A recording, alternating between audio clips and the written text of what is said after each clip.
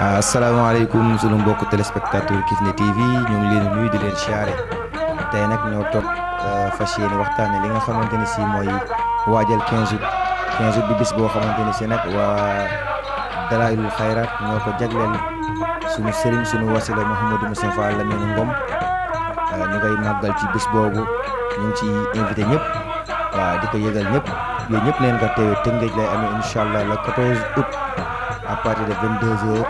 jëm 15 août ci fajar incha allahu rabbi ñu ñaanalante ñaan yàlla nag yàlla nangu ñaan yëpp ñu fay def waaye nag gars yi 15 août dafa nekk bis boo xamante ne si ñi nga xamante ne si ñoom ñooy taalibe Alaaji Mouhamadou Ngom ñoo ko jagleel seen sëriñ ci zaayam ñu ne bis boobu la juddu woon ci bis boobu nag dañuy fas yéene màggal guddi boobu waaw mu nekkoon nag góor goo xamante ne si ku bëggoon yonent bi sallallahu alayhi wa sallam la góor gu dimbali waa Dalailul Xayraat la góor gi nga xamante ne si ba mu ñëwee dafa fekk l'islam bi demee boor fii Sénégal mu def su lu rëy wax dëgg yàlla waaw dimbali ay doomu aadama yu bëri ci lu baax dimbali leen ci àdduna dimbali leen àllaaxira yi wax dëgg yàlla ku la jàpp xamal la yonent bi sallallahu alayhi wa sallam xamal la ni ñuy jullee ni ñuy wooree xamal la ni sa ndey ak sa baay ñoom ñooy première avant dara xamal la ni waroo jox kenn ku dul sa papa ak sa yaay ngay doog a jox sëriñ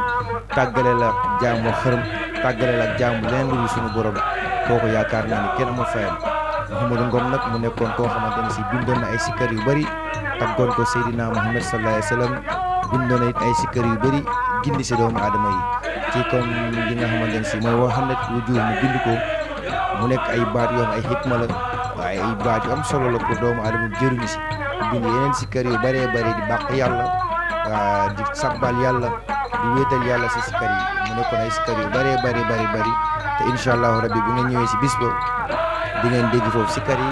dinañ leen ci wax lu ba ngeen doyal ci wax leen ci moom mooy kan ak moom lan mooy dundam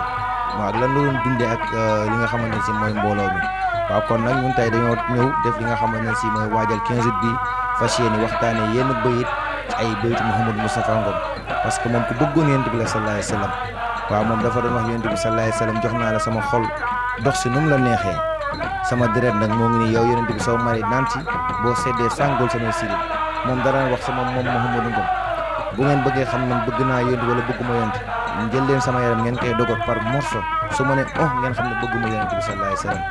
dem na ba mu yàgg si bayti mu ne li anna aslamtu nafsi daiman fi umuri man Mouhamadou Ngom jébbal naa sama bakkan bi suñu borom sama ngiru dund bi léegi waa naara amul guddi amul bëccëg lépp jébbal naa yàlla sama bakkan bi dara waralu ko lu bëgg Seydina Muhammad mi nga xamante ne si moom mooy sang bi nga xamante ne yàlla moo ko jubal yàlla moo ko laabal waaye di kontaan nag bu baax a baax si ñi nga xamante ne si boobu ba tey ñoo ngi jàpp Kifne TV te bàyyi ñu ko ku si mel ni Waly Sène ñoo ngi lay bëggee bu baax a baax ma asu Cissé ak ñi nga xamante ne si ñu ngi siy jàpp ñu bëree bëri wax dëgg yàlla ñu ngi leen di jaajëfal di kontaan seen fidélité di leen ñaanal yàlla yokk leen ba ngeen yëg ko si daraje Seydina Muhammad sallallahu alayhi wa sallam kon mbokk yi tey loolu lañ leen andiloon ci li nga xamante ne si mooy waajal 15 août bi xam naa incha allah dinañ am ñeneen ñu seeti ci njaboot gi waxtaan ak ñoom laaj leen li ñu xam ci góor gu mag gi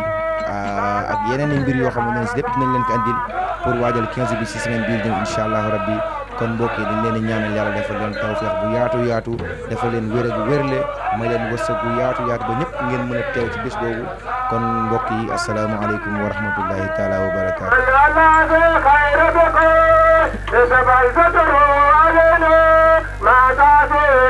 ما